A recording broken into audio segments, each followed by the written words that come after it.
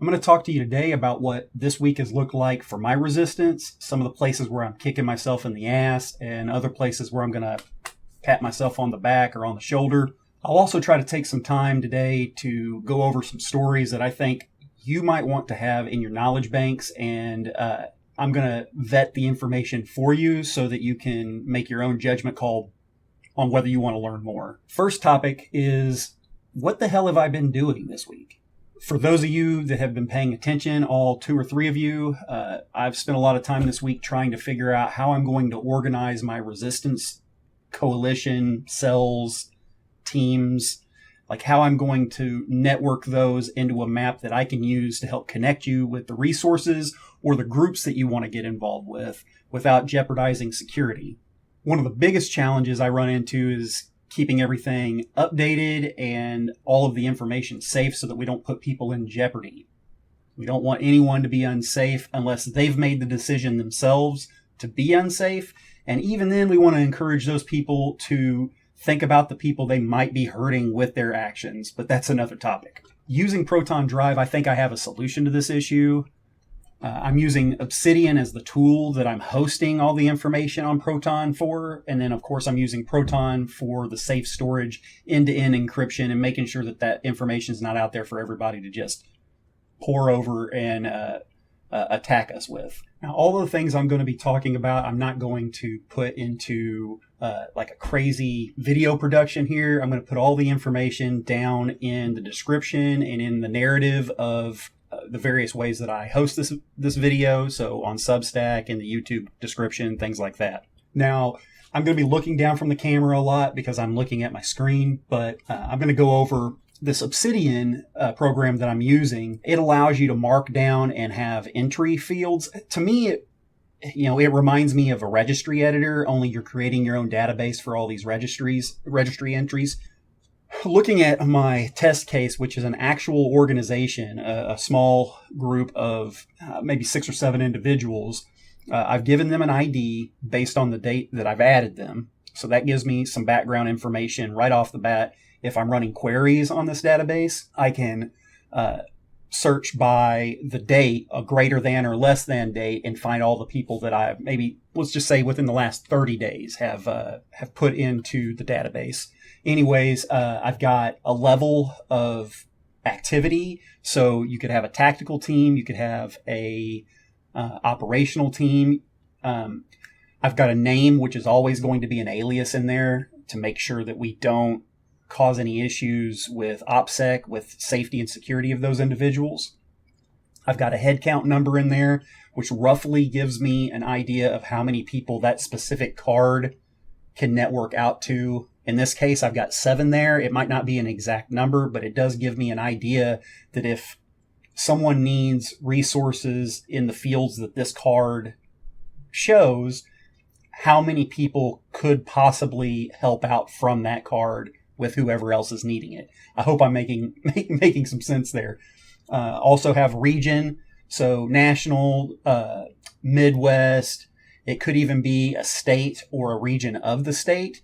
The point of this is just for me, once I filter by whatever criteria, I can find the ones that are closer to the individuals who need it, unless it's an intelligence collection operation or something similar that isn't regional based and it's a national network. In this case, this group is national. The contact in there, I have ways of tracking my contact information in here without it actually being in the database. So I have a signal at redacted, which just tells me that I have a signal contact for that person, and then I go through my own methods. The key here is that I'm not trying to give every individual who needs resources all of the information. I'm giving them the need to know information, and then this can tell me how to bridge the connection between the two of them and get them talking without stepping on toes or jeopardizing security. I've got an operations block in here, which is a bunch of tags. In this case, if someone needs intel collection, digital infiltration, archived banned media, or community defense information or support, those operations are listed on this card. So I know if someone needs that sort of support, the entities and individuals that I need to get in contact with to try and bridge that. I've also got status, successes, failures, and needs, and of course, last updated. All of the things before last updated that I mentioned, they're there so that these individuals and I can report on their progress. If there's a need that this organization has, let's just say they don't have any VPN access, so it's really limiting what they can do. I'm going to put that in there, and then I can go through and find VPN resources for them or documentation, whatever the case is. I can help them with their needs and bridge them to people who maybe have those possibilities.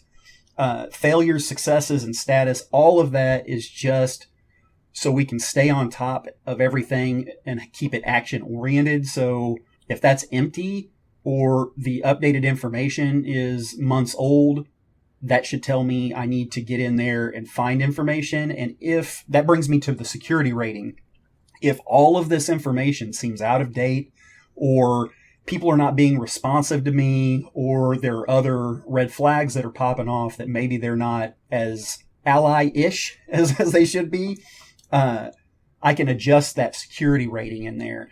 Right now, this card, I have it setting at a 55 security rating. The security rating would be from 0 to 100. I would want to see every card on here over 60%, but I think that even having lower vetted or lower security rated organizations can be beneficial.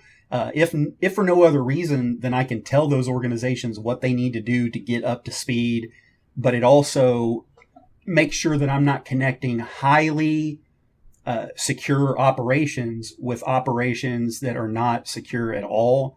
This is a tightrope walk that I'm really trying to figure out as I go. I've got a link area in here that I'm tinkering around with. It shows allies, assets, and documents. I'm still tinkering with that. The idea is to have assets and resources, tool libraries, lending libraries, documentation, have that stuff also cataloged through this. I'm actually building a tool library, like a physical tool library. Let me just reach over here and I'll show you. I don't know if it'll pop up on here. Probably blur it out. But yeah, there's an Arduino kit. For those of you guys that are more technically proficient and electronically proficient, something like that might be exactly what you need in a certain use case. I'm building these resources here, building a library of them, and I will track all of that information as well. This is all stuff too that right this moment, if you wanted to as an individual, you could reach out to me. I can ask you a few questions. You can provide what you're willing to, and I can put you into this system under an alias, and we can start this ball rolling, and maybe you'll get more contact from me, which is maybe what you don't want, but you can see where the wheels are turning with me. So I wanted to show you, maybe not show, but describe what I'm trying to work on and how I already have hundreds of people or teams that I can put in here. I'm just working on getting it all fine-tuned so that I keep everybody safe, keep everybody productive, and I myself am doing the things I need to do to move the project along. So without all that being said, that's been a big part of what I've been working on this week. Let's move into some of the stories that maybe you guys want to hear about. So I'm just going to cover one story today and try to work on stitching these into my videos and my podcasts going forward. But today I'm going to cover a story that gives a counter narrative to ICE supporters across the country. The lack of accountability with ICE right now, I think a lot of us can agree, is un-American, and I'm determined to hammer this home with facts. So in Montebello, as part of Southern California's immigration enforcement crackdown, yet another U.S. citizen, this one born and raised in San Bernardino, Javier Ramirez's case exposes what community leaders are calling systemic constitutional violations and racial profiling. It happened on June 12th around 4:30 p.m. at DJ's Towing Yard there in Montebello. Once again, masked, tactical gear-clad officers drove unmarked vehicles. These were later confirmed as Border Patrol and ICE personnel. Ramirez verbally identified himself as a U.S. citizen. He offered his passport, which was in his pocket, and warned coworkers by yelling, "ICE, immigration," which is something I think a lot of people would do. Surveillance video shows Ramirez tackled face down, handcuffed, and hauled away despite no resistance. His co-worker was also a U.S. citizen and reported being slammed into a gate. From the reports I'm seeing, Ramirez is a diabetic single father of two. Reports indicate he wasn't immediately given access to required medications. I've not got access to the most updated information, but it appears he may have been held at an undisclosed facility with no charges filed relating to immigration. Once again, they'll snatch you up, throw you in a detention facility, and you might have seen that Stephen Miller is invested in quite a few of these. I would dare say most any horrible person involved in this administration, in this regime, probably has stock in these places. I'm seeing that the U.S. Attorney's Office claims Ramirez assaulted an agent, but I've not seen any video evidence showing an assault. For some reason, they're really big on making these claims that aren't supported by video evidence, and then ignoring all of the video evidence of what they're doing is wrong. Ramirez's attorney, Tomas de Jesus, calls the claim fabricated retaliation. I think we've seen enough of these incidents to know that that's exactly what's going on. They just fabricate shit to make you have to stay there longer. And that's something else I want to talk about. The fact that, they know all of these detentions and these arrests are wrong. And police throughout history, they know that. The point is not that they're making a wrongful arrest. It's that there's no consequences for it. So their default is to basically tell you, just deal with it. They put you out of your way. They put you in detention. They arrest you, put your hands behind your back, put you through all of this ordeal, however long. Maybe it's just a few hours. Maybe it's days or weeks. But you can't get that time back. And meanwhile, these guys are doing it to more and more and more and more people. They know that it's wrong.